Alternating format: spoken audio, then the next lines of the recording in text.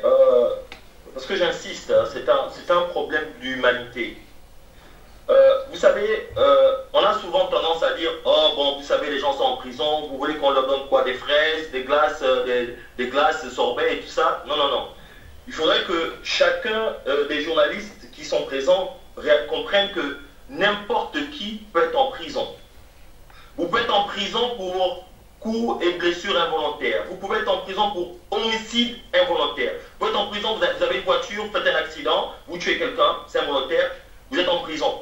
Accepteriez-vous de subir ces conditions-là? Parce qu'on va dire, oui, ce sont les bandits qui sont en prison, ce sont les escrocs qui sont en prison. Non, non, non. N'importe qui, n'importe où dans le monde peut être en prison.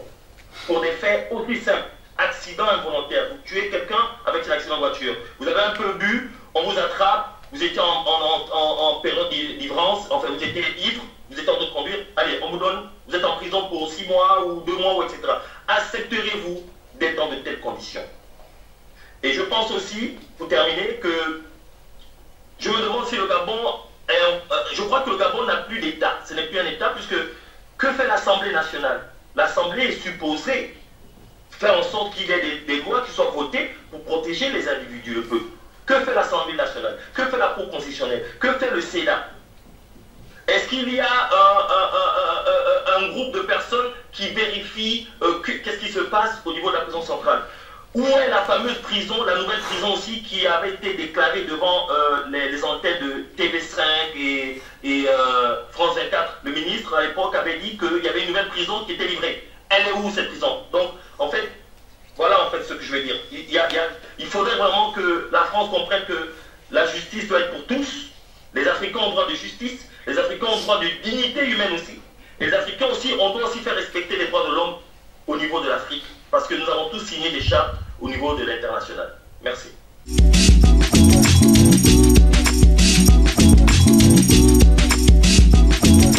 Je voudrais d'abord remercier Monsieur Mambundu. J'étais suivi avec beaucoup d'attention. La question que je voulais poser ici, c'est vrai qu'elle s'adresse à toi comme homme des médias. Et je suis très content de voir la présence des journalistes connus dans ce pays qu'on appelle la France, qui est notre deuxième pays. Ma question est la suivante. Est-ce que, chers journalistes, vous pourriez comprendre un jour que les actes que venait de décrire l'animateur et producteur de télévision, donc votre collègue, ancien prisonnier, ce sont des actes terroristes qui sont condamnés dans un état de droit comme la France? Ma question est la suivante. Pourquoi, chers journalistes, vous qui avez une grande culture, quand il s'agit des pays, surtout les pays qu'on appelle les anciennes colonies de la France, quand vous avez des barbares venus du monde des ténèbres, comme Ali Bongo, qui tuent les êtres humains, vous vous précipitez pour demander aux Africains, donc aux Gabonais, d'aller négocier avec ce barbare venu du monde des ténèbres. Pourquoi vous ne le faites pas? Regardez un peu ce qui se passe en Russie en ce moment. Vous avez vu la mobilisation internationale, y compris les franco-gabonais par exemple. Vous avez cité le cas de Charlie Hebdo, ces journalistes qui ont été tués sauvagement par ces barbares qu'on appelle des terroristes. Vous avez vu la mobilisation des franco-africains du monde entier. Pourquoi vous qui êtes journaliste, vous encouragez les gens qui se battent pour la démocratie, pour des libertés fondamentales, d'aller négocier avec les terroristes? Pourquoi vous ne le faites pas quand il s'agit, par exemple, de ces mêmes barbares, quand ils viennent, ils posent des actes en Occident? Pourquoi vous ne sollicitez pas aujourd'hui? Aujourd'hui, on parle des terroristes qui ont attaqué la Russie. Nous le condamnons. Moi, je le condamne en tant qu'enseignant. Pourquoi vous ne demandez pas à M. Poutine d'aller négocier avec ces terroristes? Pourquoi, quand il s'agit du Gabon, vous êtes les premiers à faire des grandes analyses en demandant, je répète, j'insiste, aux populations africaines qui sont sur la voie de la résistance que ce pays a connu, le cas de la France.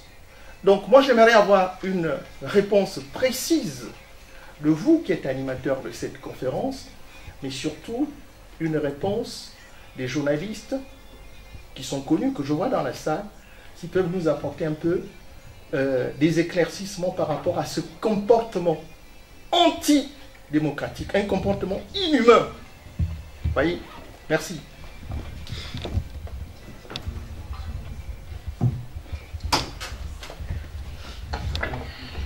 C'est un peu compliqué pour moi de répondre parce que après je ne vais pas... Alors, moi je ne peux pas demander au Gabon d'aller négocier avec Ali Bongo. Quelle est la question qui peut être adressée à moi clairement? Parce que je ne vais pas...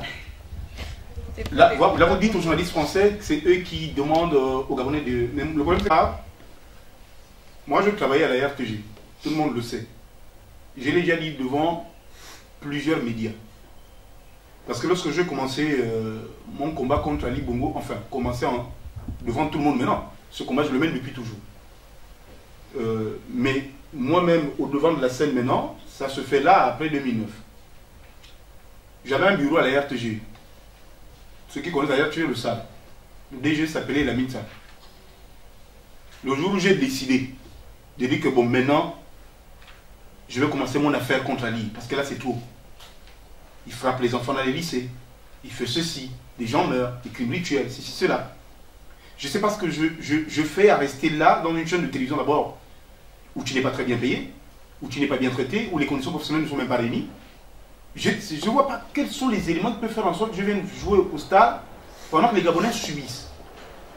J'ai vidé progressivement le bureau moi-même. On me demandait, j'ai dit à Mamoudou, toi tu vas où? Je dis non, je vais en voyage. J'ai vidé le bureau. Parce que quand tu t'attaques à Ali, tu ne rentres pas à la RTG. Dès que tu termines une émission, mais c'est le BD qui te récupère le portail. Et puis, direction, c'est la prison. Donc, j'ai pris le soin de vider le bureau. De soulever mon ordinateur, que j'avais acheté à mon argent. De prendre les chaises que moi-même j'avais amenées à la RTG. Les fauteuils des bureaux, là. Ce qui appartenait à la RTG, j'ai laissé. Mais ce qui était à moi, j'ai soulevé. J'ai pris le TM et je suis parti. Depuis ce jour, je n'ai jamais levé les pieds à la RTG. Mon travail, dire à Ali ce que je pense et ce que les Gabonais pensent. Pourquoi? Parce que la première raison, c'est que la plupart des animateurs télé au Gabon pensent qu'ils doivent quelque chose au régime lorsqu'ils sont présentateurs de télévision. Mais moi, je ne dois rien au régime d'Ali Bongo. Je fais ce métier parce que je l'aime. Je fais ce métier parce que c'est ce que Dieu m'a permis de faire. C'est par amour que je le fais. Pas pour un régime. Mais non, le dialogue, ça ne me concerne pas. Moi, je n'ai jamais demandé, et je ne vais jamais demander aux Gabonais d'aller dialoguer. Donc, je ne sais pas, je crois que l'action s'adresse plus peut-être à nos frères d'ici. Parce que moi, je ne suis pas journaliste. Vraiment, je ne suis pas journaliste. Je suis présentateur de télé et producteur. Journaliste, c'est pas moi. Je ne sais même pas comment ils font leur travail. Merci beaucoup. Une autre intervention?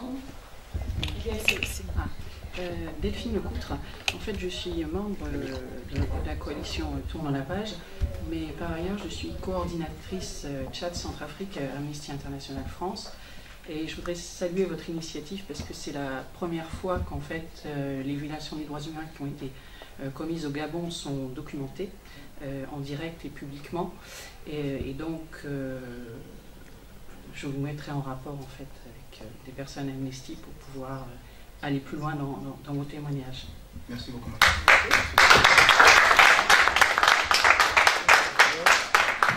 Pour abonder dans ce sens, en fait, j'ai été très émue par tous les différents témoignages et je voulais demander, parce que je n'ai pas le sentiment que M. Mamoudou va s'arrêter là, malgré tous les chefs d'inculpation qui pèsent sur lui.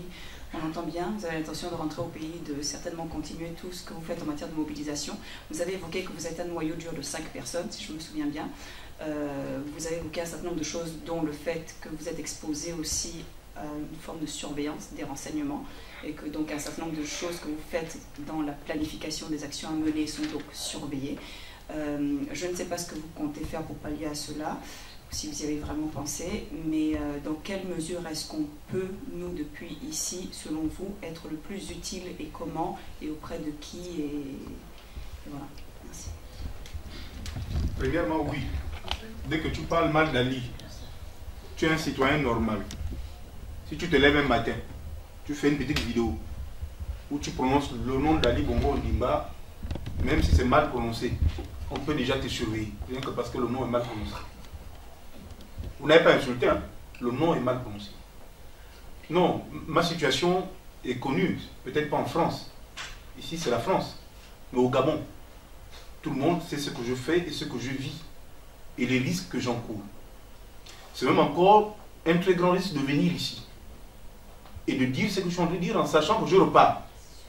Parce qu'il y en a qui ont pris l'exil. Hein. Moi, on m'a proposé l'exil. Ben, tout le monde là-bas et tout ça. On m'a dit, oh, mais pourquoi ne pas t'exiler, venir là-bas te sécuriser quelques mois. J'ai dit, les garder, la sécurisation. Moi, je suis Gabonais, je reste là-bas au Gabon. Ali Bongo, si on s'est battu, c'est pour qu'il ne soit plus président. Tant qu'il est président, il faut mener cette bataille jusqu'au bout. Les risques ne manquent pas. Mais le problème, c'est que si tout le monde fuit les risques, qui fera partir Ali? Si les Sénégalais et les Burkinabés ont réussi, je vais vous avouer une chose. Ce n'est pas, je vais en revenir un peu à ce que l'autre disait sur la France, ce n'est pas la France. Moi, je suis totalement déçu, par exemple, aujourd'hui, par Hollande. En fait, c'est beau qu'on échange. Vous savez pourquoi on échange? Parce qu'il y a la francophonie. Parce qu'un jour, des hommes intelligents ont eu l'idée de dire, ah, il faut instaurer une langue commune. Et cette langue commune, même depuis mon village, j'ai commencé à dire A, B, tout ça, et à dire bonjour en français. Et ça, c'est beau. Et je suis ici en France, je parle. Et vraiment, des grands journalistes arrivent à m'écouter, alors que je ne suis qu'un villageois. C'est ça qui est intéressant.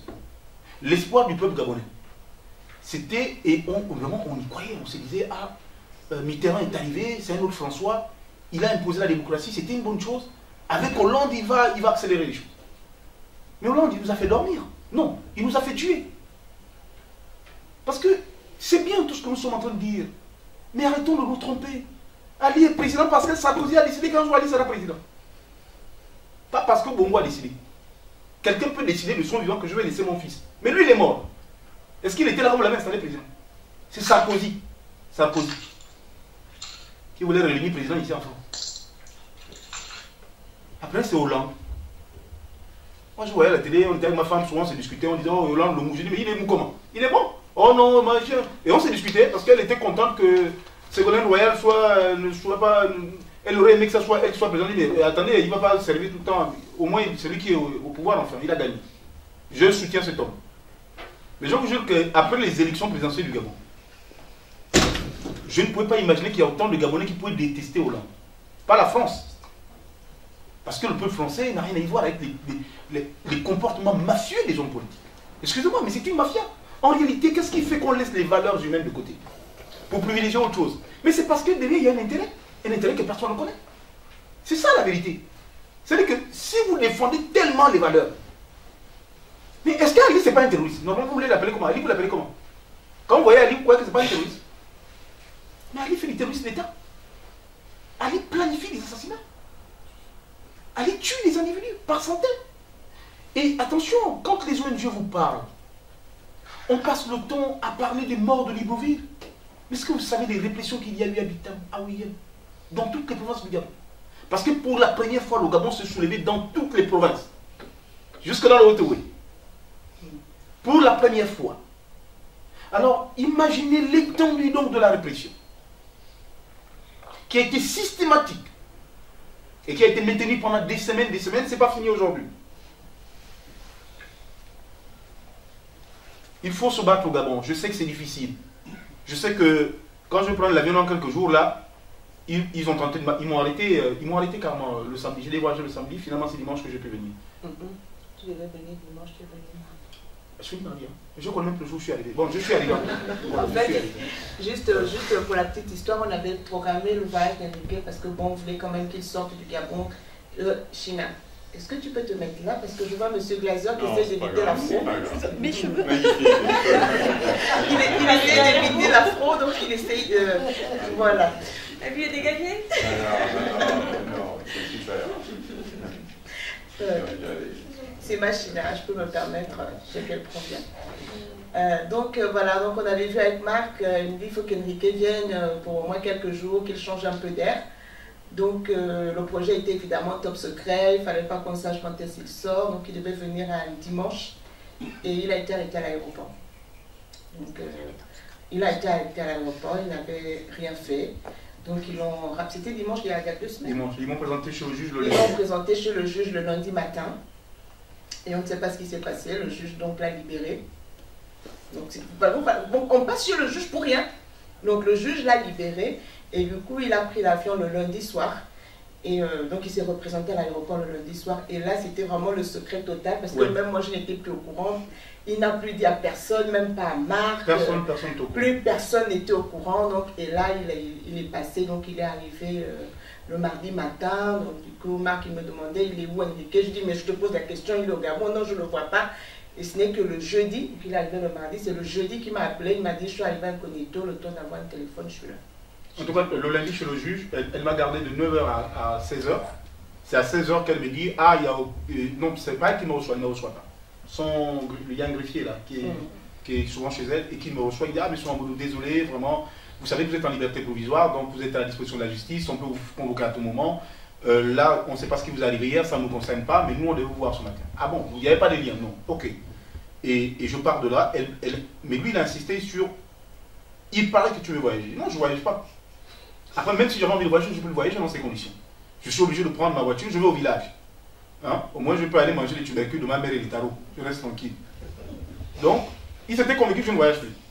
Et dès que j'ai quitté le tribunal, direction à l'agence qui m'a vendu le billet, leur dire finalement je voyage ce soir. Ils disent, oh, mais il y a des pénalités. Je dis, je vais payer toutes les pénalités que vous voulez, mais je voyage ce soir. Et après, je suis allé à l'aéroport, c'est pas moi qui ai fait ma réservation, j'ai envoyé un de mes frères qui s'appelle Claude. Je ne voulais pas apparaître là-bas.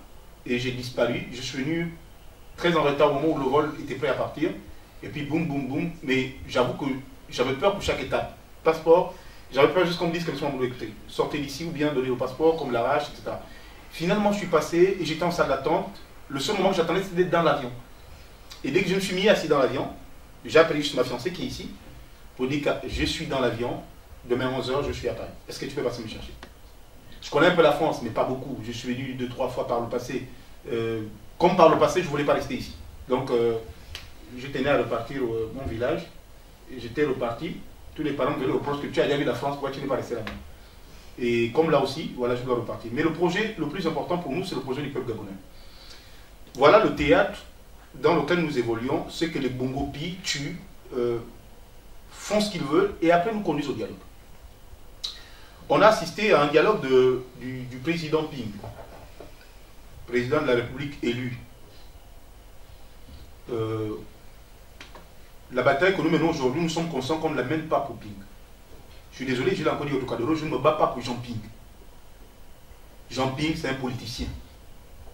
Je me bats parce que j'estime que les Gabonais ont voté.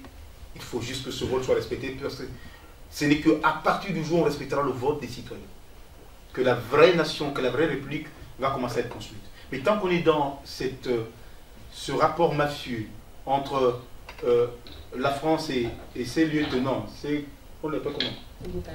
Ses gouverneurs de province ou préfets, là c'est compliqué. On se bat aujourd'hui pour ça, c'est pas pour Ping. Et je le dis à tous les Gabonais qui veulent l'entendre, je ne me bats pas pour Jean Ping. Je me bats pour que le vote des Gabonais soit respecté. Si ce vote pour 2016, il s'est exprimé en faveur de Ping, alors tant que Ping n'est pas au pouvoir, c'est que mon vote n'a pas été respecté. Voilà le sens de notre bataille.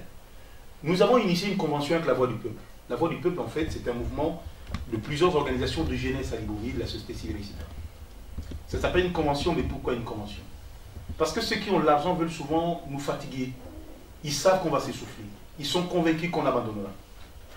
Mais je tenais à leur dire à chaque fois que je m'appelle et j'ai pris cette habitude, je ne le dis pas parce que je suis si fier de mon nom. Je sais pourquoi je le dis.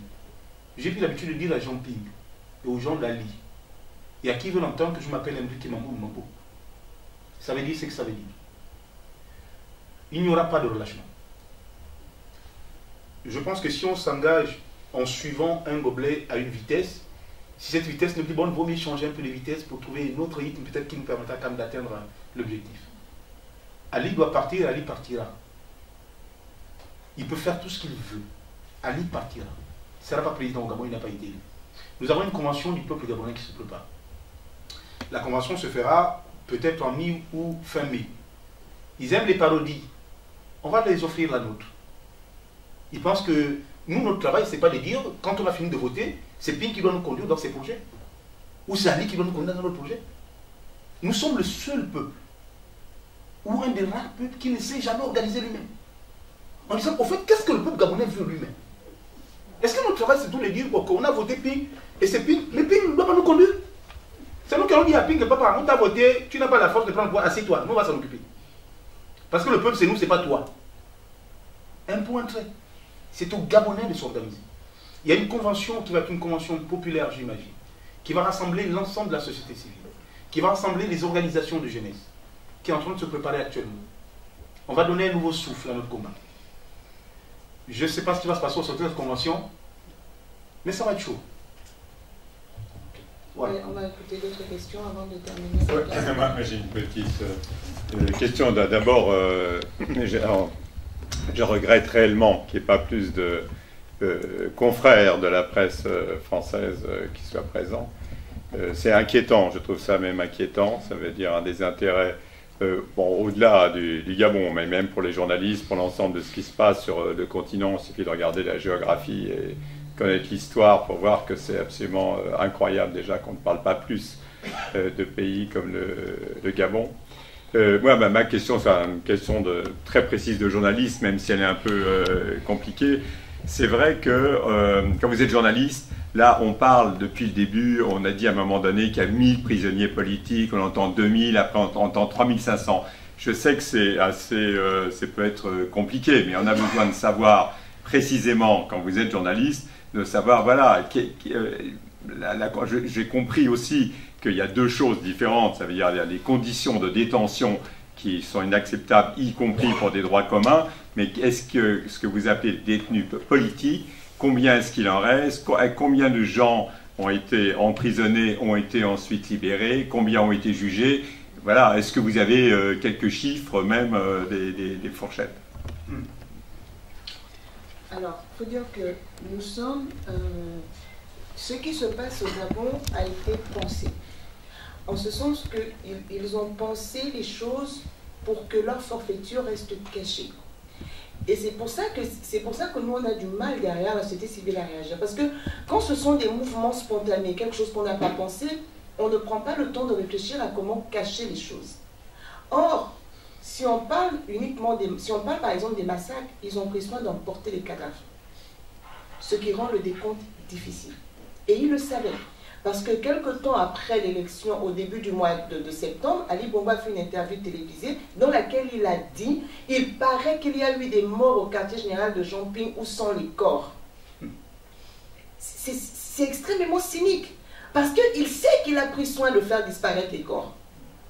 Et donc, il nous le renvoie au visage. Où sont les corps? Il sait qu'il y a des corps qu'on ne pourra pas retrouver. Parce qu'ils savent ce qu'ils en ont fait. C'est pareil pour les prisonniers.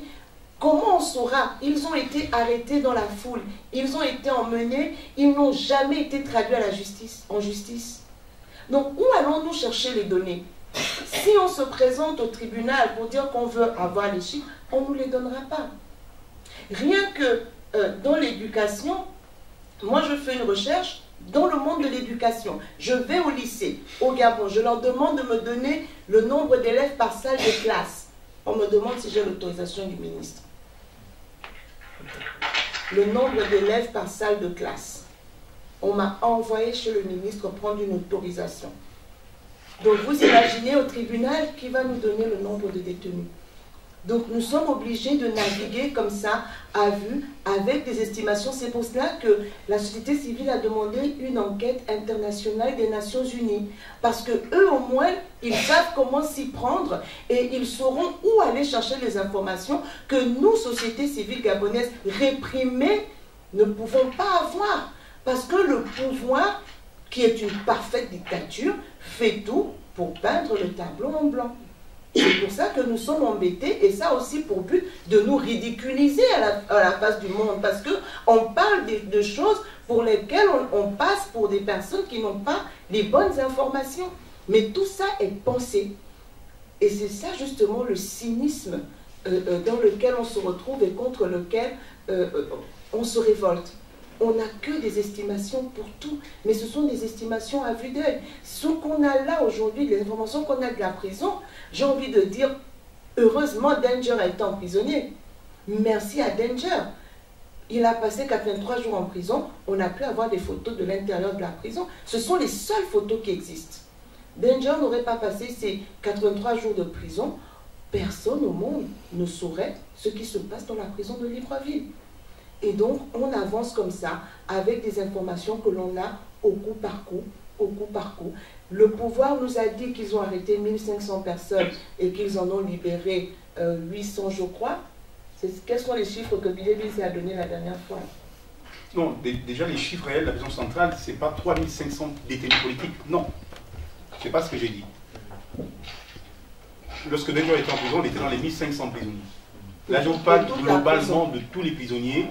Une prison qui doit recevoir 500 détenus est aujourd'hui quasiment à 3500. Le quartier le plus important de la prison centrale s'appelle la Chine. Oui, parce qu'ils sont nombreux, les Chinois sont les plus nombreux à Paris. Et donc ce quartier s'appelle la Chine, depuis toujours. Dans ce quartier, il y a près de 1000 détenus. Il y a un élément à retenir. Et oui, Laurence a raison de dire merci à Danger. Oui, merci qu'il soit allé plus tôt en prison. Vous savez pourquoi on vous frappe avec des bâtons et des machettes? Parce qu'il s'est passé ceci en prison. Lorsque le 31, les Gabonais sortent dans toutes les rues, mais la prison centrale ne reste pas calme. La prison centrale fait son émeute. Et les gens les plus, vraiment les plus insaisissables dans la prison, les plus chauds, c'est les mineurs. Et, excusez-moi, il y avait des corps étalés au hall de la prison centrale, près d'une quinzaine, sinon une vingtaine de morts. Parce qu'on a fait venir les bérets rouges. C'est une unité, vraiment qu'il faut rebooter. Les bérets rouges, ils sont venus spécialement pour mater et tirer sur les prisonniers. Pour tirer, ils ont vraiment tiré. Il y a eu plus de 15 morts à la prison centrale. Les morts n'étaient pas cachés. Les morts étaient installés au hall de la prison centrale. Ça veut dire que quand vous entrez au premier couloir, le couloir principal de la prison centrale, il y a un espace qui était utilisé à l'époque pour faire des prières. C'est un... désolé, c'est un grand bâtiment, ouvert sur les côtés complètement, avec une toiture. Et c'est sur cet espace qu'il a été mis tous les corps. Les enfants étaient déchiquetés avec des machettes, avec des balles. C'est-à-dire quand une balle n'avait pas pris un enfant qui était quand même resté vivant, c'était les machettes. Des blessés graves. Et après, ils ont fermé la détention des mineurs. Ils ont arrêté tout ce qu'ils ont arrêté, blessés graves. Ils ont mis ça auprès des autres prisonniers. Et les autres prisonniers étaient chargés de chauffer de l'eau et de mettre l'eau aux enfants. Et d'acheter ce qu'on appelle chez nous le fokoro. Le fokoro, c'est un genre de petit tube, une gélule. C'est une gélule qui soigne tout. Voilà, c'est une gélule qu'on utilise dans nos villages. Tu prends le fokoro, tu mets la poudre du fokoro sur la blessure, ça soigne. Et il fallait donc que le détenu trouve le moyen de faire venir du fokoro, un nom venu du Nigeria. Heureusement que le Nigeria ne fait pas que le misère. Si l'un peut tuer, l'autre peut soigner. Et celui-là, notamment le fokoro du Nigeria, pouvait soigner les enfants en prison. Il n'y avait pas de médicaments, pas de seringue, pas d'antitétanos, il n'y avait rien. Les enfants étaient soignés avec de l'eau chaude. Mais regardez le type de blessures que les enfants avaient. C'est des mineurs. Donc après ce massacre, évidemment, interdiction du téléphone. Dès que vous avez un téléphone, vous êtes un homme à abattre. Voilà pourquoi le téléphone, on ne t'envoie plus au trou, mais on te frappe suffisamment. Enfin, ça ne s'appelle pas frapper, torturer. On te torture suffisamment pour que tu n'aies plus accès à un téléphone. C'est-à-dire que même quand quelqu'un te dit, oh, je peux te prendre un téléphone, oh, tu as même peur. Tu dis, oh, Seigneur, je n'ai pas envie de mourir, pardon. C'est le téléphone, dès que le nom téléphone te fait peur. Et voilà la prison centrale. Les prisonniers détenus politiques sont plus de 1000 à la prison centrale. Je sais de quoi je parle. Moi, j'ai commencé un travail de centralisation. Mais le problème, c'est que tu ne peux pas aller au-delà de ça. Tu prends des bouts de papier et tu prends les détenus. C'est-à-dire tous ceux qui sont venus arrêter depuis le 31. Non, même avant le 31, il y avait des détenus depuis le 9 juillet. Donc la manifestation qu'on avait faite contre Ali. Je ne savais pas que ce jour-là, ils ont arrêté beaucoup, mais c'est en prison que je les ai retrouvés. Ah bien, mais nous, on est ici depuis le 9 juillet. Ah bon? Ils sont là-bas par dizaines. Maintenant, imaginez ceux qui ont été arrêtés. Et d'autres qui ont été arrêtés qui ont pris des balles. Hein. Ça, vous prenez une balle. Ils vous prennent quand même, ils vous jettent dans le camion, ils vont vous balancer à la prison centrale.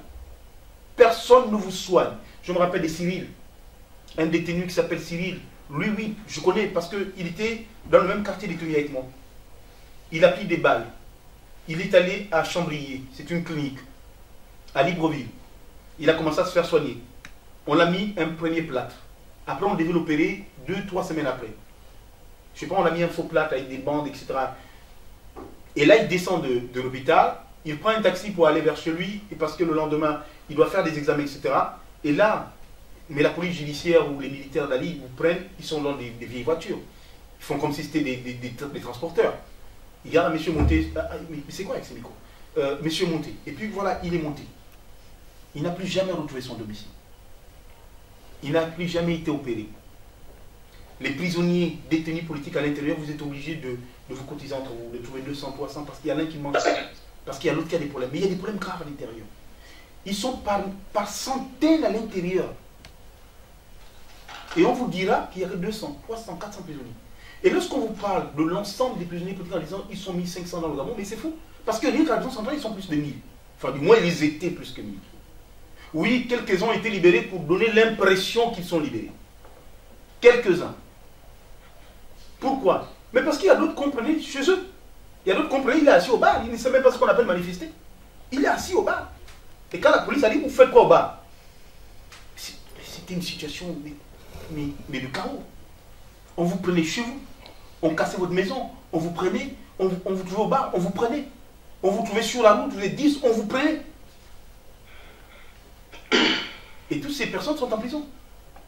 Alors, pour vous donner une révélation simple, si une prison est extraordinaire, la prison sans libre, je ne sais pas, il faut que vous allez regarder, je ne sais pas si on va vous permettre. Parce que lorsque les ambassadeurs viennent regarder, on nettoie et on leur montre 2, 3, 4 en disant, bon, vous avez vu la situation.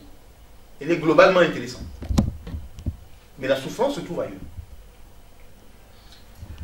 Quand vous marchez dans la prison centrale, quand vous êtes détenu, vous allez regarder, il y a des petites plaques qui ont été collées devant chaque prison. Il est écrit par exemple, spécial C, 600 prisonniers, par exemple. Et vous allez voir, prévenu. Vous allez peut-être voir 540, s'il vous plaît. 540 prévenus. Des gens qui parfois, au-delà des prisonniers politiques, il y a des gens qui sont là parfois depuis 10 ans. Il n'a jamais vu le juge, il n'a jamais été jugé. 10 ans. Vous rencontrez le papa, il te dit, ah mon fils, moi je suis là depuis, hein.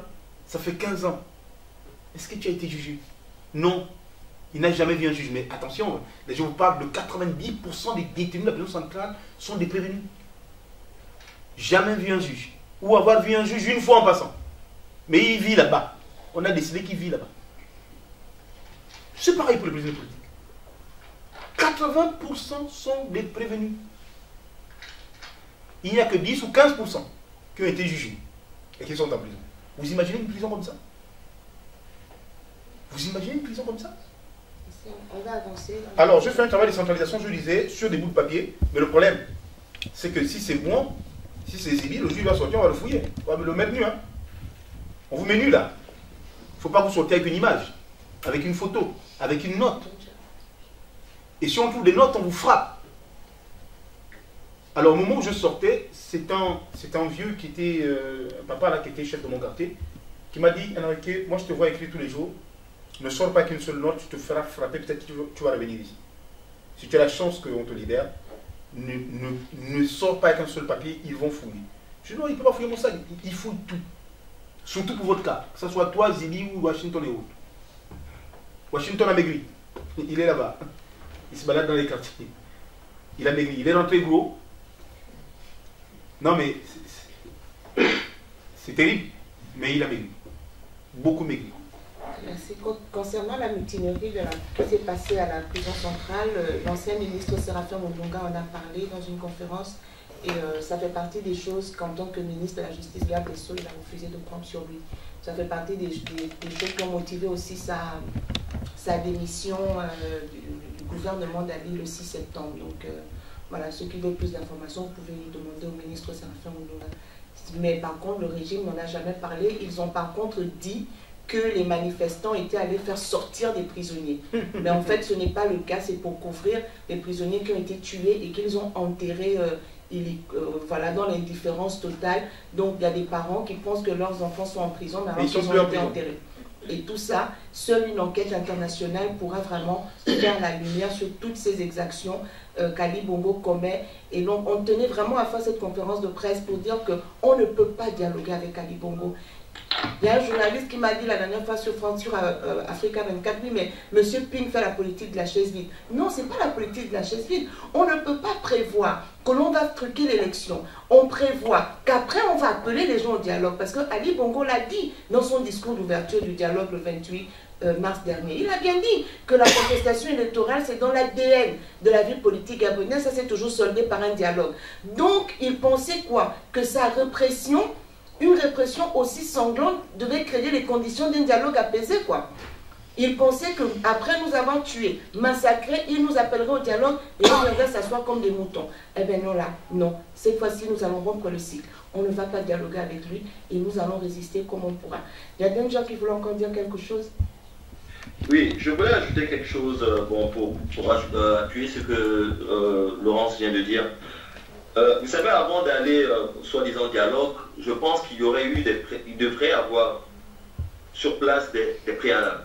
Et parmi ces préalables, les détenus politiques comme Bertrand Zibi et Landry Washington devaient être libérés. Et ça devait déjà montrer un peu le bon sentiment de vouloir essayer de mettre les choses à l'heure.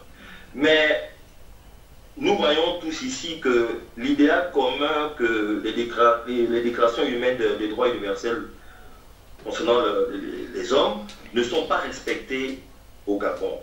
Si aujourd'hui je prends la peine de me mettre ici avec vous, c'est parce que je défends le même idéal des droits de l'homme. Les droits de l'homme ils se battent pour que toutes les nations puissent avoir au moins un idéal commun, c'est-à-dire l'humanité, respecter l'humanité, respecter la famille humaine. Parce que vous savez, quand les gens sont traités de cette manière dans leur pays, qu'est-ce qui se passe? Ils basculent où? Ils basculent en Europe.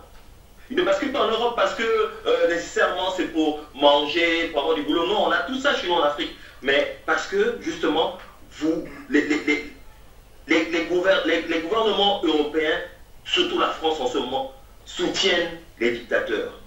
Et beaucoup sont obligés aujourd'hui d'aller s'immigrer chez vous. Donc je pense qu'on devrait travailler ensemble.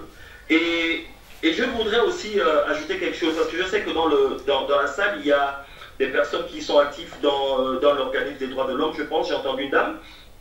Moi, j'ai pu sortir de la prison centrale de Mobile avec un cahier. Vous voyez, regardez comment il est déchiré. C'est quelque chose, ça c'est mon bijou. Chaque jour, j'enregistrais. Par exemple, le 19 août 2015, j'ai noté par exemple que le total des prisonniers était de 2142 prisonniers. Il y avait 1275 prévenus et 867 condamnés. Le 4 août 2015, vers minuit 14, j'ai entendu du bruit par exemple. Il y avait des détenus qui faisaient une grève. Et ces détenus étaient au nombre de 13. J'ai tous les noms ici. Ces détenus faisaient une grève, pourquoi? Parce que leur temps était, ils avaient été jugés et leur temps était déjà terminé. En fait, ils devaient être libres depuis 1 an. Mais ils sont encore en prison. Et quand ils ont fait leur grève, la nuit, cette nuit-là, du 4 août, ils ont envoyé des bérets rouges ou des soldats, je ne sais pas d'où ils venaient, taper sur ces prisonniers qui étaient dans la cour en train de faire leur grève. J'ai entendu les cris, j'ai entendu les pleurs. Et 7 jours après, il y a un d'eux qui est mort. Qui est mort. J'ai le nom aussi. Et Logo David Bobo, qui était mort. Donc, j'ai la liste ici. Donc, tout ce qui peut nous aider à faire en sorte que les choses changent. Nous sommes des humains, nous ne sommes pas des animaux. Et ce qui est encore plus flagrant, c'est que les directs collaborateurs, enfin, j'espère que, bon, pour ceux qui souvent souffrent d'Alzheimer, je ne sais pas, j'espère que les directs collaborateurs du président de la République vont reprendre leur mémoire. Parce que le ministre de la Communication, Billy Binzé, il a été en prison. Il a passé ce jour à la prison centrale de Libreville. Donc il sait tout ce qui se passe à la prison. Il connaît les conditions. L'autre collaborateur du président de la République, Hervé Opianga, il connaît les conditions. Bon, aujourd'hui, il souffre d'Alzheimer, je pense. Mais je pense que cette vidéo, cette conférence va peut-être leur ramener la mémoire. J'espère. Parce que tout ce que nous sommes en train de faire là, ce que je fais, c'est de dire que c'est pas normal. C'est pas normal. On ne peut pas faire ça et faire comme si on n'a pas fait. On tue les gens dans un QG. Je voudrais savoir qui a tué. tué les Gabonais au QG? Est-ce que ce sont les opposants? Est-ce que c'est nous les activistes qui avons tué les Gabonais dans le QG? Mais on a du mépris total pour le respect de la vie. On est africains, mais nous sommes des êtres humains. Donc vraiment, communiquer, moi je suis libre, je suis là, dispo. S'il y a des journalistes qui ont besoin de moi, je ferai un déplacement. Parce que vous savez, on maltraite souvent les Africains toujours parce qu'ils ne témoignent pas, ils ne font pas des témoignages. Si tu ne fais pas des témoignages vivants, celui qui ton bourreau va continuer à te maltraiter. Nous sommes de cette génération, j'ai lancé un slogan qui dit « Celui qui va t'empêcher de rêver, tu vas l'empêcher de dormir ». Parce qu'aujourd'hui, nous les Gabonais, nous voulons rêver de justice, nous voulons rêver de démocratie, nous voulons rêver d'égalité, nous voulons que ce qui se passe en France soit juste au Gabon, nous voulons que ce qui soit juste au Gabon soit juste en Amérique. Parce que nous faisons aujourd'hui partir du concert des nations. Et c'est ça. Donc celui qui nous empêchera de rêver, nous on empêchera de dormir. Et si c'est un crime de défendre l'humanité, si c'est un crime de défendre les humains, j'accepte alors d'être condamné. C'était ce message. Et c'est pour cela que j'ai fait le courage aujourd'hui d'exposer ces photos. Il y a beaucoup qui sont passés avant nous, mais il faut vous poser la question que pourquoi c'est aujourd'hui qu'on voit des photos? Pourquoi personne n'arrive à faire ces photos? Pourquoi personne ne parle de ça? Même dernièrement, il y a des détenus qui sont sortis, mais ils ne parlent pas de ça parce que les gens ont peur. Ils ont peur, ils sont traumatisés. Et on parle de dialogue. C'est ce que j'avais à dire, quoi. On va encore prendre deux dernières questions. Sinon, tu n'as pas encore parlé, on va d'abord privilégier. Donc, il y a la dame en jaune derrière qui levait la main, puis celle à côté, la jeune fille à côté. Oui, bonjour. Je voulais déjà remercier tout le monde pour ça, parce qu'il y a des choses que... J'ai mal aux yeux, s'il vous plaît. Il y a des choses qu'on ne sait pas. Moi, je suis traumatisée là de ce que j'ai vu. J'ai des amis qui étaient en prison, qui ont fait du temps là-bas. Et je savais un peu... Enfin, ils ne rentrent pas forcément dans les détails quand ils nous expliquent ce qu'il y a là-bas, parce qu'ils ne veulent pas nous faire du mal. Ou bon, moi, je suis très sensible, donc je pleure très rapidement.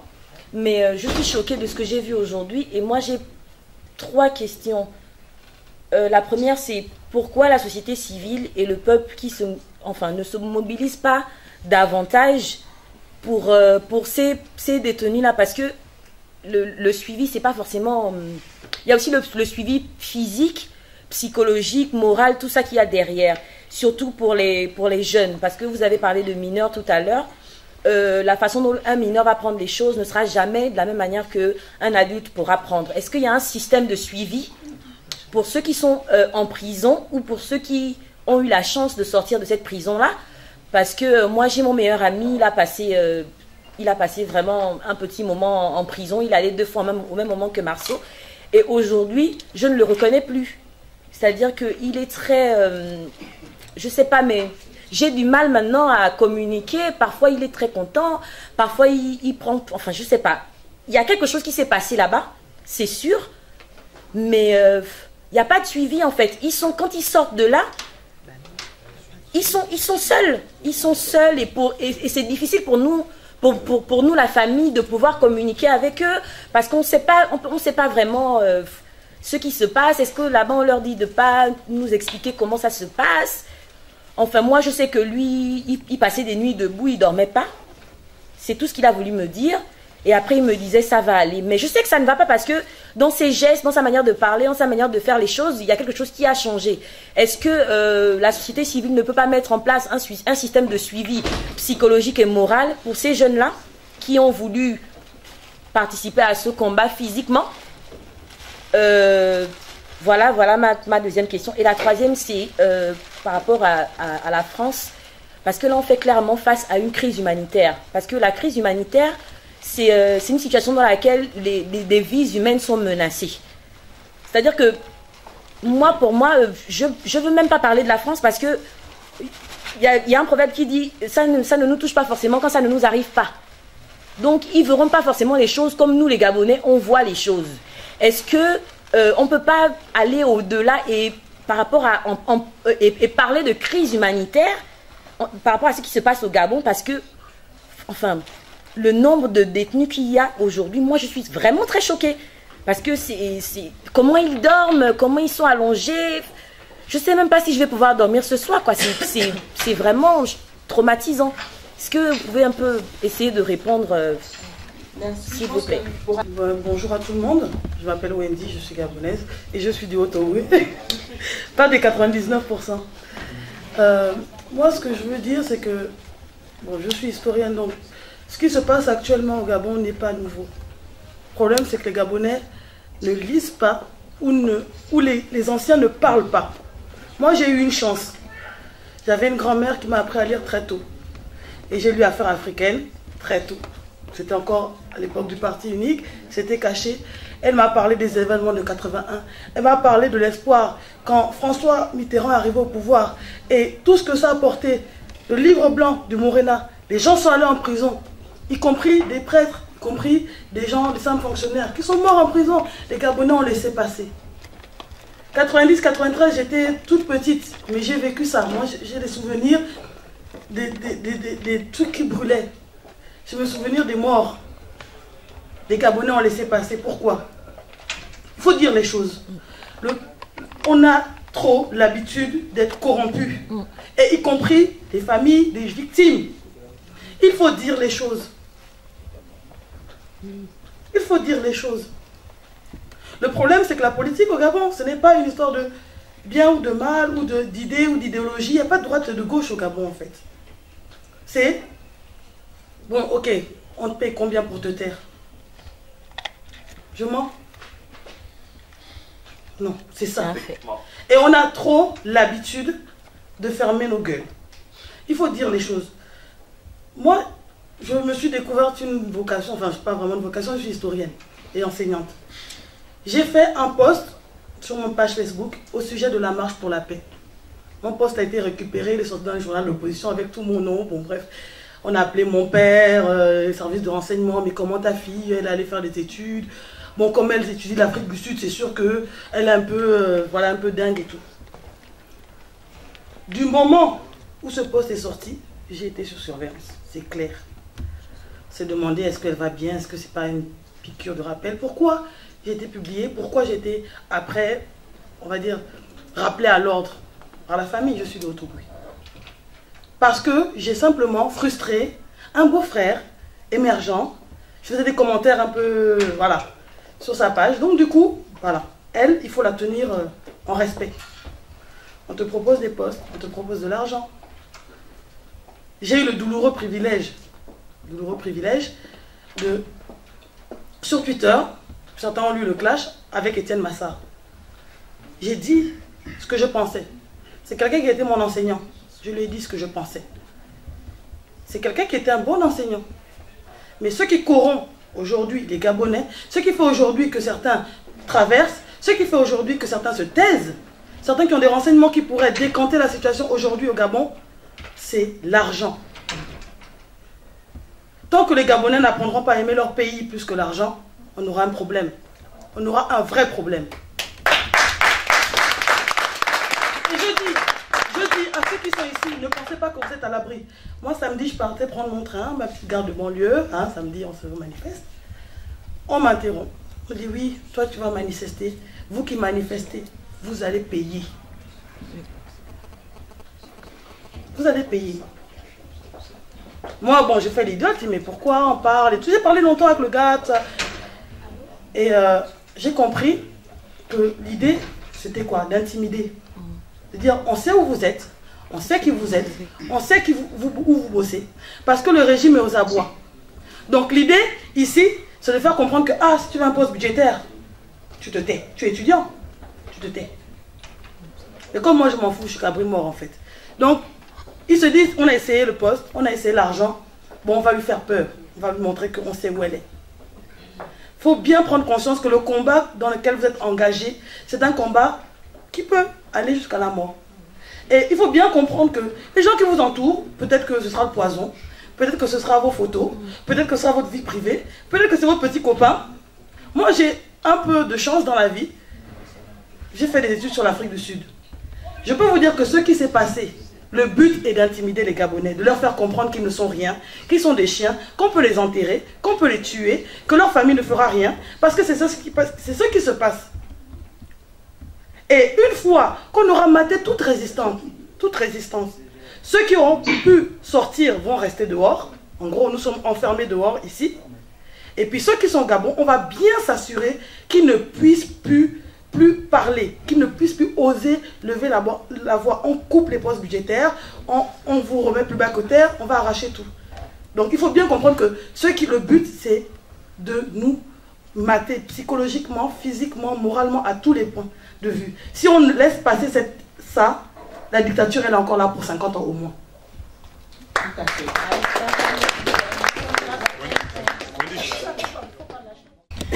Enrique, je te connais un petit peu pour avoir travaillé dans le milieu de la com au Gabon. Et j'avoue que je découvre peut-être enfin le vrai Enrique. Je voudrais te dire toute mon admiration. Que depuis le 31 août, c'est la première fois à nouveau que j'ai la nausée pendant de longues minutes. Comme la dame, je ne sais pas comment je vais dormir et c'est la raison pour laquelle depuis bientôt 8 mois, je n'arrête pas. Bien que d'aucuns se demandent qu'est-ce que je fais là, mais qu'est-ce qui m'a piqué, est-ce que je suis tombée sur la tête. C'est à cause de gens comme toi. Mon déclencheur a été Marceau Malécou dans une vidéo alors qu'ils allaient vers la Sénap et qu'on les avait arrêtés. C'est Marceau qui m'a fait vivre ça de l'intérieur. Toi, tu viens de le faire avec des mots plus crus, pardon de le dire comme ça. Merci de ne pas en avoir trop dit, parce que si je peux te donner un conseil, ne repars pas, mais avec toute l'admiration du monde. Si tu repars, sache que tu es dans chacune de nos pensées, nos prières. À la sœur de Bertrand, on ne l'oublie pas. Et je n'ai jamais rencontré votre frère, mais il est une des rares personnes aujourd'hui qui me rend très très fière d'être gabonaise. Son combat est noble, il est juste. J'ai beaucoup pleuré quand j'ai appris qu'il avait été arrêté. J'ai appris pour M. Yama en voyant sa femme dans un document de TV5 qui essaie de lui apporter un danger. Nous sommes choqués ici. Ils nous ont mis par terre. On a un genou au sol, mais on a toujours nos deux pieds pour se relever. Il y a des jours avec, il y a des jours sans. Ma question va à vous et à Enrique. On fait avec les moyens du bord. On n'a pas cette histoire-là derrière nous. On n'a pas l'habitude de ça. On est vraiment tombé dedans comme Obélix dans la soupe et on essaye avec nos petites marches, nos tweets, on n'a pas les bonnes armes. Tout ce que je voudrais vous demander, c'est qu'est-ce qu'on peut faire de plus, nous ici, la diaspora, pour très concrètement emmener le peuple à se soulever comme un seul homme de manière pacifique, parce que pour ceux qui me suivent un petit peu, ils savent que je n'ai que ce mot-là à la bouche. Je suis absolument contre la violence, mais je reste également convaincue que ce n'est pas le président King qui fera ce boulot-là. Il a fait sa part il a fait sa part. Il a été candidat et il a battu campagne avec noblesse et dignité. Il a été élu. Bon an, mal an, nous l'avons choisi. À nous d'aller nous battre pour récupérer ce qui est à nous. Et je pense que c'est entre les mains des jeunes que des gens comme toi, Enrique, tu accompagnes avec d'autres personnes. Mais très très concrètement, qu'est-ce qu'on peut faire ici? Moi, je n'ai qu'une arme. Elle s'appelle Twitter. C'est un petit peu ma bouche aussi, mais en dehors de ça, je ne pense pas pouvoir faire plus. À moins que tu me dises comment. Merci beaucoup. Je te laisserai finir. Je la rejoins totalement parce qu'elle m'a piqué tout ce que je voulais dire. Mais c'est sûr. Oui, mais enfin, on a tous les mêmes. On sait pourquoi on est là. Madame, je voulais savoir, vous qui êtes sortie de là, justement, le problème, comment psychologiquement vous le vivez? Parce que j'étais aussi aux côtés de Marceau et j'ai posé la question, comment vous allez, sincèrement? Grégory Campès, je suis le Fédéral Études Internationales. Ma question s'adresse, malheureusement il s'est déplacé, à M. Glaser et à ses homologues journalistes français. Quand on regarde des émissions télé où sont invités, où le débat concerne le Gabon généralement, on retrouve M. Kemayou, qui est un journaliste d'origine camerounaise, établi en France, mais dont on sait tous, on connaît tous les penchants pour Ali Bongo. On en retrouve un autre qui est ivoirien ou béninois, et quelquefois M. Glaser en face de ce monde-là. Je ne suis jamais invité, c'est sûr. Mais la question c'est pourquoi est-ce que quand on parle du Gabon ou des situations concrètes qui se produisent au Gabon, pourquoi est-ce qu'on n'invite pas un Gabonais qui viendra défendre la position du peuple gabonais ou tout simplement la position du président Jean Ping? On invite toutes sortes de petits rigolos là qui viennent raconter leur vie en espérant qu'Ali Bongo leur jette 1000 € ou 2000 € par-ci par-là. Mais les Gabonais dans tout ça, ça concerne les Gabonais, mais les Gabonais ne sont pas pris en compte. Pourquoi ça se passe comme ça? Et cette question s'adresse aux journalistes français. Merci.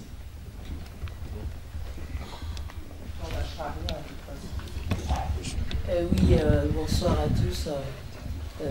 Franchement, Laurence, on se connaît depuis quelques temps, tout ça dans cette lutte. Je suis du Congo-Brazzaville d'origine, donc on a la même situation. Voilà. Moi, par contre, je voulais vous féliciter pour ce travail justement énorme que vous avez pu faire, ce que nous, on n'a pas encore fait, parce qu'on est encore dans les balbutiements, justement des questions d'argent, de corruption, questions d'égo, et on piétine encore. Donc je vous félicite pour tout ce que vous avez fait, et je pense qu'on va s'en inspirer aussi pour parler du Congo-Brazzaville, parce que ça devient catastrophique et inhumain. Merci bien pour... et bravo à ce travail énorme que vous êtes en train d'accomplir. Pour ceux qui prennent des risques, il faut bien que les gens les prennent, sinon on ne va pas avancer. La mort, on va tous mourir un jour de toutes les façons. Quitte à le faire, quitte à mourir pour une bonne cause. Je pense qu'on est tous là embarqués dans ce combat et on ne lâche rien. On est là. Merci et félicitations pour... Merci, c'est tout ce que je voulais dire. Oui, je suis Gérard Ali du Mouvement de la Paix, membre de la coalition Tournons la page, en France, bien entendu. Voilà. Bon, je remercie beaucoup les intervenants parce que j'ai beaucoup appris. Alors depuis que je suis un peu les questions du Gabon avec les Tournons la page, j'ai particulièrement été, comment dirais-je, émerveillé par la communauté gabonaise en France et d'ailleurs, et de leur lutte. Hein. Et je crois que notre travail à nous, organisation française, c'est peut-être de faire connaître cette réalité-là, la réalité du Gabon telle qu'elle est actuellement, et tout ce qui s'y passe, parce que c'est complètement inconnu de la... On sait que c'est un dictateur, on sait qu'il y a des manquements aux libertés, mais je pense que la grande majorité des citoyens en France ne peuvent pas imaginer ce qui se passe réellement dans un certain nombre de pays d'Afrique, en particulier au Gabon, sans parler de Congo-Brazzaville ou d'autres pays comme cela. Et je crois que notre travail, c'est effectivement un travail d'information important pour pouvoir faire bouger les choses. Parce que je crois que c'est votre lutte, mais c'est peut-être aussi notre lutte à nous. Hein, je crois qu'il n'y aura pas de démocratie et pas, comment dirais-je, résolution des grands problèmes, de développement des grands problèmes mondiaux, si on ne se prend pas un peu par la main et si on ne mène pas les luttes ensemble sur justement la question de la démocratie, la question... comment dirais-je, la question de la satisfaction des besoins humains pour tous. Voilà ce que je voulais dire. Donc, je remercie les intervenants et je vais essayer de prendre contact parce que ça peut nous intéresser, nous, au Mouvement de la Paix, d'avoir peut-être, de faire paraître dans notre revue peut-être des témoignages. Il faut voir comment on peut faire. Voilà. Merci Gérard. À eux de répondre, comment ils peuvent nous dire. Juste une seconde, et puis on va clore. Si vous permettez, c'est simplement parce que je voulais aborder un élément qui n'a pas du tout été évoqué, c'est quand même la part de responsabilité qu'ont aussi, dans certains cas, des proches amis, des membres de nos familles, parce qu'il faut dire que le Gabon est un petit pays et que déjà sous l'ère Bongo père, il y avait une stratégie de géopolitique bien pensée pour que, grosso modo, toutes les provinces aient une représentation dans les gouvernements et que donc il y a une forme de partage des richesses du pays. Sous Ali, ça ne se passe pas exactement de la même manière, mais il me paraît important de ne pas perdre de notre esprit la part de responsabilité que portent les Gabonais et dans le massacre du 31 août. Et je sais de quoi je parle. Et pour la suite et pour tout le reste. Parce que je trouve que parce qu'on attaque Ali Bongo nommément à plusieurs reprises pour plein de choses, certaines personnes sont aussi citées nommément. Madame Marie-Madeleine Boroncio, très globalement citée à chaque fois pour tout ce qui est attrait aux élections et maintenant avec Tracfin qu'elle a aussi sur le dos pour les histoires de corruption. Mais je pense que vraiment on aurait tort de ne pas aussi parler de ces sujets qui peuvent être tabous. Parce que, en tout cas pour ma part, j'ai des membres de ma famille qui sont dans le gouvernement, déjà on ne se parle plus depuis 2009, et des amis à moi aussi qui ont été arrêtés, torturés et tout ça. Donc c'est très difficile d'avoir des proches, des connaissances et des amis qui sont des deux bords. Je pense que c'est pas toujours facile à vivre, mais que mine de rien, la responsabilité qu'ont nos parents, nos proches dans les choix qu'ils font, parce qu'aujourd'hui nous ne sommes plus des enfants, nous sommes des adultes qui voyons clairement ce qui se passe, qui avons vécu des choses, qui avons des proches et amis qui ont vécu des choses très lourdes et qui continuent toujours d'être victimes du chasse à l'homme qui ne dit pas son nom. Je pense qu'il nous appartient à nous les plus jeunes aujourd'hui de prendre pleinement nos responsabilités, de les assumer devant Dieu ou devant qui on veut, parce que nous avons une responsabilité aussi qui est nôtre aujourd'hui de ne pas cautionner tout cela. Merci. En effet, quand on a pu rétablir le contact avec lui fin septembre, et je pense qu'il y a une vidéo, comme je disais, où il a l'air assez hagard et totalement hébété. Ce qu'il nous dit maintenant, c'est que pendant 5 jours, il n'a pas pu poser le pied par terre.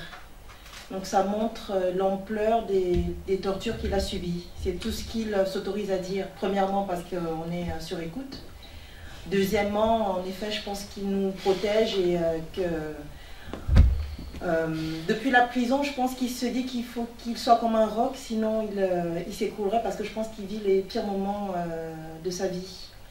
Et on est dans la majorité africaine, on n'a pas forcément des vies simples.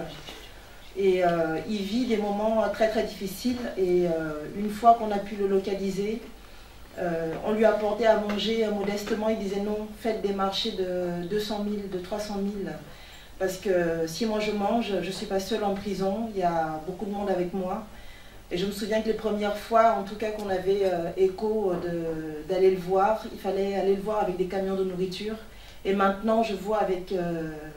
je comprends maintenant ce que ça veut dire, parce que on prenait au sérieux, mais on ne mesurait pas à quel point ces conditions de détention sont...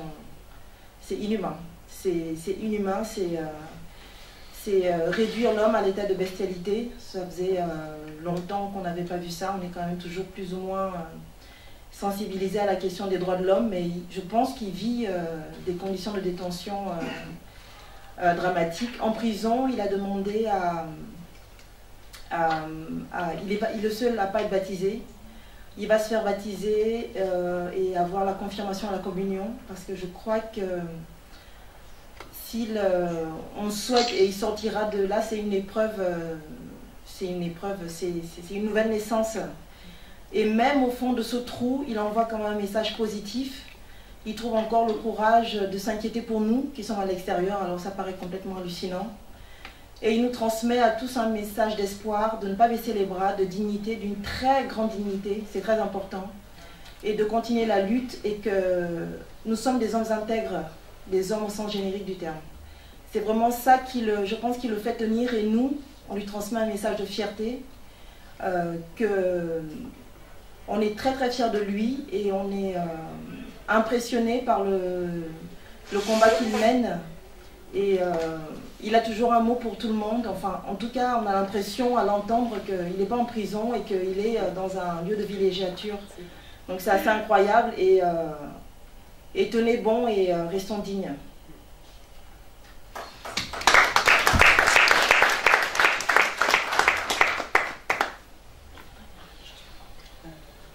Oui, en fait, moi je voudrais revenir sur la question du soutien psychologique. En fait, je n'ai pas vu, moi, personnellement, une organisation. Je sais que j'ai entendu parler au début septembre, au QG, on avait mis, je crois qu'il y avait un médecin qui a fait un appel à témoins, entre guillemets, pour demander aux personnes de venir et de se présenter, de dire ce qu'elles ont vécu. Mais moi, personnellement, je ne suis pas partie là-bas, parce que moi, moi, comme soutien, j'ai eu ma famille, j'ai eu mes amis, j'ai vraiment été beaucoup soutenue. Mais il y a des personnes qui sont parties, d'autres qui ont préféré se cacher pour justement éviter de s'exposer et éviter tout ce dont nous sommes en train de parler là. Entre la répression, entre la peur pour la vie physiquement, entre le fait d'avoir peur d'être arrêté, entre le fait d'avoir peur de perdre son travail. Nous sommes vraiment dans un environnement de peur. Donc c'est pas que nous ne voulons pas nous rébeller ou parler de ce que nous avons vécu ou de ce que nous continuons à vivre. C'est vraiment parce que nous avons peur de façon générale. Et ceux qui arrivent à avoir un minimum de, je ne sais même pas si le mot courage est le bon mot, enfin un minimum de, oui, c'est le seul mot qui me vient, un minimum de courage.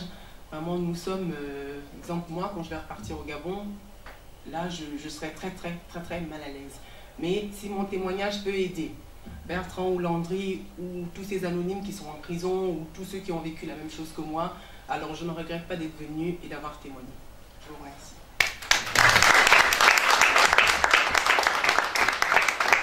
Alors, moi j'ai par contre, il ne faut pas que ça choque certains. J'ai rencontré, ma première rencontre ici, c'était avec Laurent. Il m'a dit qu'il a été un peu choqué, j'avais un langage un peu dur. Mais s'il était là, je lui aurais dit qu'en fait j'ai vécu au Gabon. depuis toujours. Je ne connais que les bongos. Et là, maintenant, je connais le fils plus dangereux que papa. Premièrement, je n'apprécie pas souvent qu'on appelle Ali président de la République. Il faut enlever ce terme. Un président de la République, c'est un peuple qui l'élu. Ali, s'il est élu par vous, vous dites, mais on ne l'a pas élu au Gabon. Donc, le terme président de la République, quand vous parlez d'Ali, doit disparaître pour ceux qui ont encore de l'espoir pour que le Gabon change de vie. Excusez-moi, mais c'est très important. Parce qu'on érige souvent des bandits en président. Le président s'appelle Ping aujourd'hui. Il n'y a pas d'eux. C'est la première chose.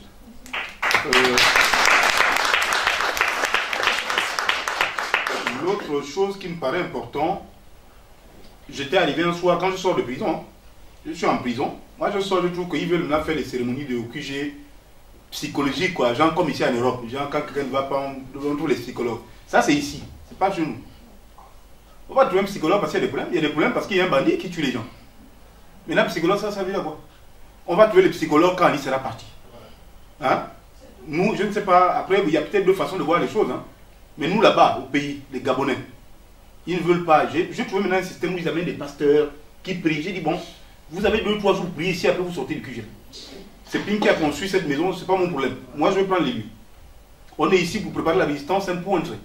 C'est pas venir préparer les psychologues. Celui qui a mal à la tête, il reste chez lui. Le meilleur hommage qu'on peut rendre aux morts du Gabon, qui ont été sauvagement tués, c'est que l'espoir qu'ils ont fondé à travers le vote du 27 se réalise. Voilà le meilleur hommage. Quand vous entendez le Babili Binzé, le perroquet d'Ali parler, dire que les morts, il n'y a pas eu de morts, il y a eu des bandits qui ont été tués. Mais c'est grave. Donc, on est tous convaincus que le meilleur hommage à rendre au Gabon et à son peuple et à ses morts, c'est que l'expression de notre peuple d'abord soit respectée. Dans ce respect, oui, on trouvera le moyen de rendre hommage. Mais quel meilleur hommage qu'on peut rendre aujourd'hui si Ali et son groupe de bandits sont toujours au pouvoir? L'autre élément à retenir, c'est que moi j'ai pris l'habitude, puisque je suis là-bas. Là où nous sommes là, on n'est pas seul. Il y a forcément 1, 2 éléments qui travaillent pour Ali. Excusez-moi. Moi, Mamboundou, je suis déjà habitué. Dès que j'annonce une causerie, je sais qu'ils sont moins 2 qu'on envoie que bon, va un peu entendre ce qu'ils vont dire là. L'Italie qui n'est pas président du Gabon. Je le dis ici comme je le dis au Gabon. Nous avons élu un président. Le bandit qui s'est installé sera dégagé. Qu'il pleuve, qu'il neige, il sera dégagé. La dame disait que quel est le projet du peuple gabonais, ils ne font rien. Mais le peuple gabonais, oui, je l'ai dit tantôt. Le problème du peuple, c'est qu'on a passé le temps à croire qu'il y avait un libérateur. Je l'ai dit encore la dernière fois au Trocadéro. Que lorsque Mba Abesolo venait avec son béret là, on a cru que Mba Abesolo là c'est un libérateur. C'est pas un libérateur. On a cru que Mambungu qui parlait très bien le français d'ici, hein, pas le français de là-bas, il devait libérer. Malheureusement, il est passé par là où il est passé. André Mbaopam, c'est la même chose. Je redis aux Gabonais et à la presse française que nous, résistants du Gabon, et même la diaspora, on ne pense pas que Ping est un prophète. On pense que Ping est important parce que nous avons fait de lui quelqu'un d'important. On a choisi qu'il soit notre président. C'est comme un transfert de compétences. La souveraineté appartient au peuple. Un jour, on te construit pour dire, oh, tu veux donner ton pouvoir à qui? Et ce pouvoir, on l'a remis à Ping. Et comme tout pouvoir du peuple vient de Dieu, c'est le pouvoir de Dieu qu'on a bien donné les Ping. Ali, il ne reste que son pouvoir de Satan. Il va voir comment il va se débrouiller. Mais ça ne va pas perdurer, ça ne va pas durer longtemps. Le peuple va organiser à travers les organisations de la société civile, à travers les organisations de jeunesse, une grande convention. Quand on parle de convention chez nous, souvent on pense aux histoires de la politique. Mais cette convention sera une convention particulière. Je ne veux pas ici énumérer les différents axes. Mais soyez-en sûrs d'une chose. Si nous on parle de convention, c'est que ces conventions, après l'élection, comme il va insister, on va faire convention. Parce qu'on ne peut pas laisser les gens dans leur coin. On ne peut pas dire que les Français, la diaspora gabonaise qui parle ici, parlent dans son coin. Ceux qui sont en Afrique du Sud parlent dans leur coin. Ceux qui sont au Gabon, il y en a même qui sont chacun dans leur quartier. Il est nécessaire aujourd'hui de rassembler rapidement les énergies autour d'une plateforme. Comment un peuple peut se battre si vous vous servez autour des plateformes des politiciens? Puis une fois son là, vous courez. Et quand vous-même vous devez parler, vous ne venez pas. Il est temps que nous-mêmes on se retrouve. Parce que la vision du peuple, la seule vision qui est crédible, je suis désolé de le dire. Et c'est ça la vérité. Et les seuls qui veulent qu'Ali dégage, c'est d'abord le peuple, pas nos politiciens. Parce que les politiciens, la plupart que nous avons, ont quand même des moyens. Mais quand on apprend qu'au lycée d'État républicain, des lycées de référence, les enfants s'asseyent sur les troncs d'arbres. Mais ces enfants-là, c'est les enfants de Mambundu, de Mapangou, de Obien, de Ntoutou, je ne sais pas de qui, d'un Agonjo qui est pauvre, pas Agonjo frère de Pine. Voilà la vérité. Et donc c'est ce peuple défavorisé qui doit se retrouver avec la société civile. Il y en a qui ont voulu taxer la société civile gabonaise de dire d'être politiquement motivée. Je dis, hein, on est dans quel pays? Au Gabon, ce n'est pas un pays. C'est un désordre. Lorsqu'un syndicaliste comprend qu'après 30 ans de revendication, jamais rien n'a été réglé, alors la seule revendication qui reste sur la table, c'est de faire partie de notre pouvoir en place. Est-ce que c'est mal de penser comme ça? Mais c'est même bien de penser comme ça. La société civile gabonaise n'a qu'un objectif aujourd'hui. Ali Bongo fait les cannes, il fait les tournois de vélo. Excusez-moi, 12 milliards la tropicale. Amissa. Mais alors que parfois, avec 7 milliards, il règle le problème des enseignants. Vous connaissez quelqu'un qui veut faire des courses de vélo au lieu de régler le problème des enseignements? Donc au Gabon, il n'y a plus de revendication. Il y a une seule revendication. Le départ du dictateur.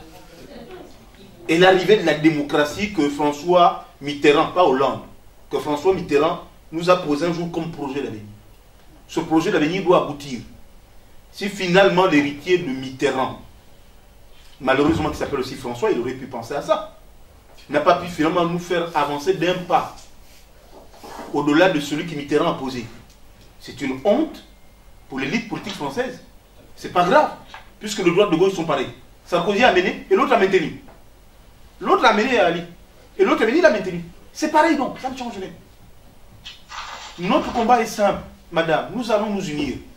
Nous ne voulons même pas pleurer. Moi, vous voyez ici, je ne suis pas triste. Hein? Je n'ai pas envie d'être triste. Je serai triste quand le problème sera réglé. Vous savez combien de personnes ont perdu des vies au Gabon? Moi, il y a des jeunes que je rencontre tous les jours.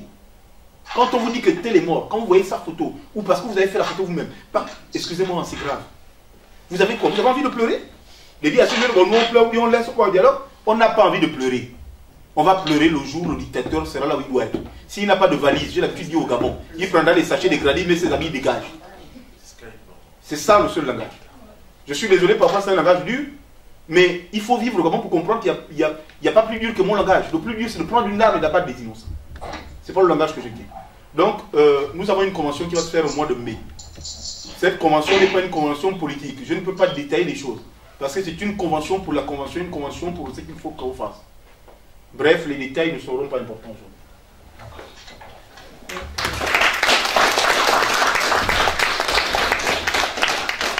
Merci encore, merci au Secours catholique, merci à la communication du Secours catholique, on a beaucoup débordé. Excuse-moi, j'oublie souvent, on m'a envoyé un message pour dire merci.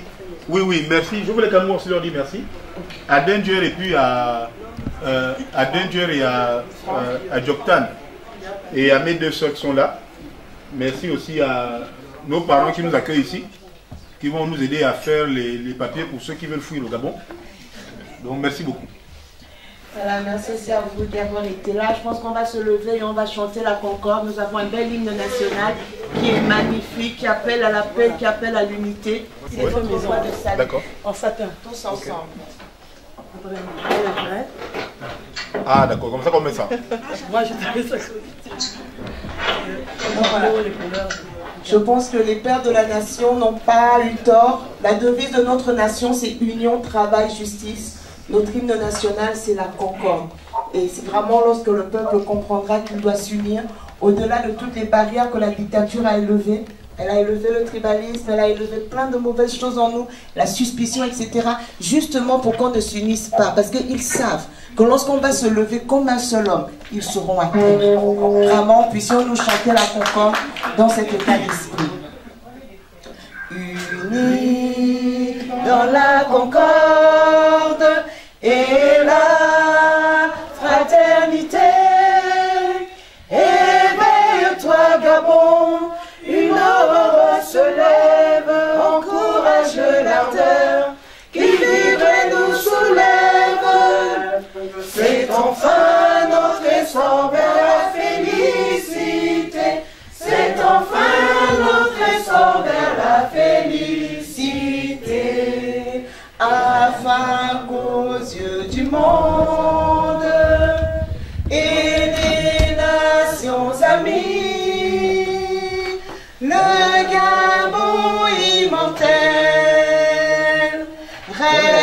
quotidien d'envie. Oublions nos querelles, ensemble bâtissons l'édifice nouveau auquel tous nous rêvons, unis dans la concorde et la fraternité. Éveille-toi, Gabon, une aube se lève, encourage la terre qui vibre et nous soulève. C'est enfin notre essor vers la félicité. C'est enfin notre essor vers la félicité. Union, travail, justice. Merci à vous, merci Daniel, merci Franck. Celui qui t'empêche de dormir, empêche-le de rêver.